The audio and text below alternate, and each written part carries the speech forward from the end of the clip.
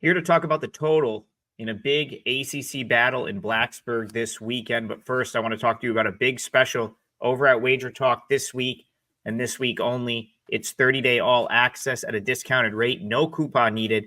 It's up on every handicapper's page. You can use it for any handicapper, and it's a great deal at one of the highest volume times of the year.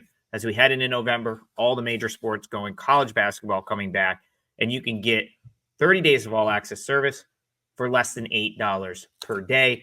College hoop starts on November 4th. I've net a gain of close to 50 units of profit across the last 2 seasons, and I plan to do it again this year. I hope to have you along with me. All right, let's head to the ACC. We're talking Georgia Tech, Virginia Tech. You can see my Virginia Tech hoodie on here. I did a V-Tech college hoop preview earlier. All of my college hoop previews you can find over on the WagerTalk YouTube channel.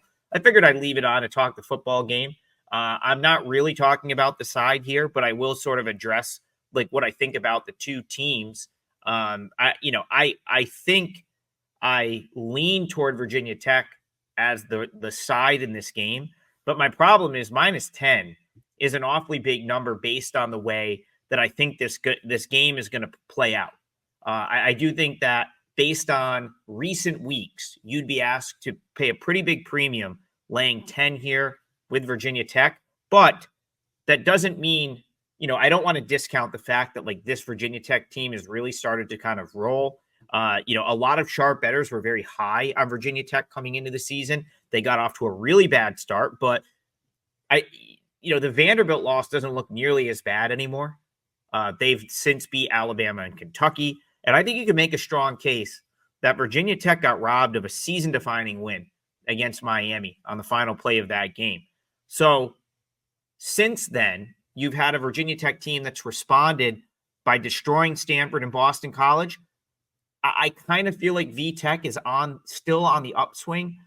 And that's why, even though my numbers lean toward Georgia Tech and my handicap of how I think this game is going to go leads to Georgia Tech, I don't really want to get involved with Georgia Tech +10.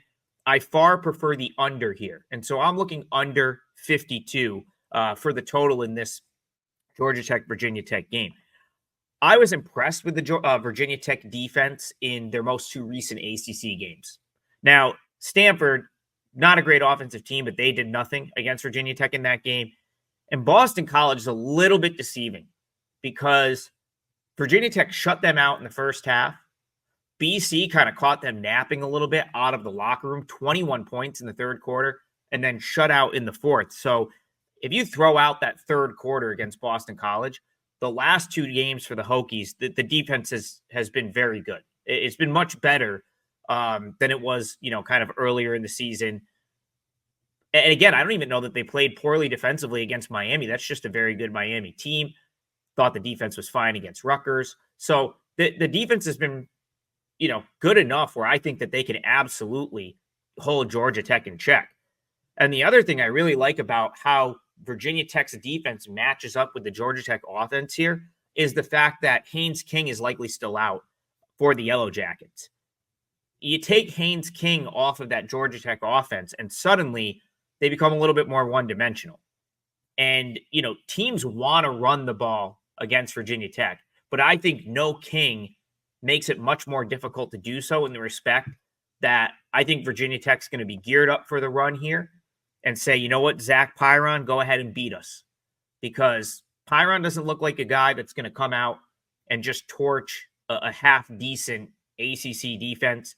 Last week, 20 for 36, 269 yards, 2 interceptions, did throw the touchdown. Not a great showing against Notre Dame. I think Virginia Tech will be happy to kind of, stack against the run and force Pyron to beat them through the air, which I just don't think is likely to happen. I can't see Georgia Tech going on the road here and putting up all kinds of offense through the air against this Virginia Tech defense. On the other side, Georgia Tech defensively average.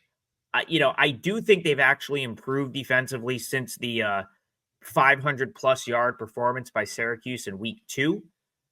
They did have good defensive showings against Florida State and Duke. I think you really have to take that with a grain of salt. I don't think Florida State or Duke is any good offensively.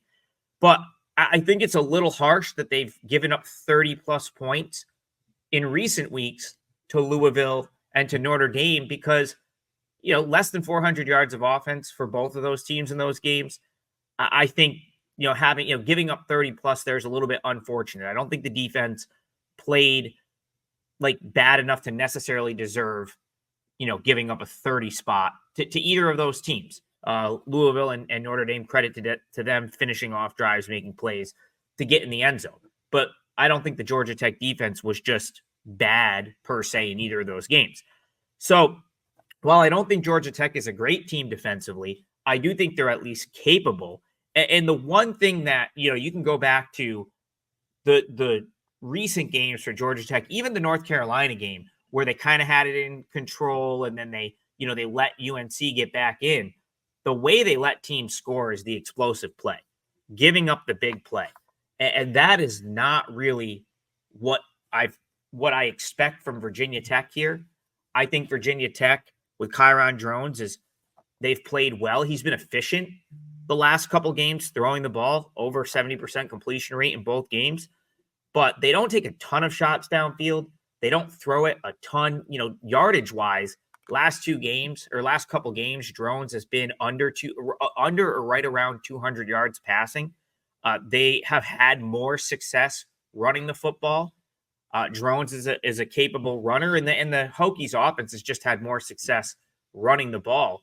I don't see why they wouldn't continue to try to build on that here, establish the run here, especially at home in a game that it really feels like their defense can probably control. They can probably control this game with time of possession and get out with a win. So I really like under 52 here. This feels like a 27-17 type game on the high side. I don't think you're going to see a ton of explosive plays. And I think you probably see longer drives from Virginia Tech. I think you might see Georgia Tech maybe struggle to sustain drives a little bit. And for that reason, I just think 52 is a big ask in this game. I've got it, like I said, you talk about a 10-point favorite. I think the number's about right.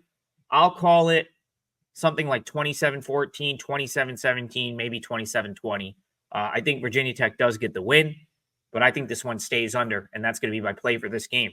Georgia Tech, Virginia Tech, under 52. Please like and subscribe so we can continue to bring you these free YouTube video best bets in NFL, college football. I'll do a ton for college basketball this season. And head on over to my page at WagerTalk, wt.buzz/AT. We've got 3 straight winning college football weeks. We're going for a 4th this week. I'd love to have you guys on board. Hope you cash all your tickets this weekend. We'll see you guys next time.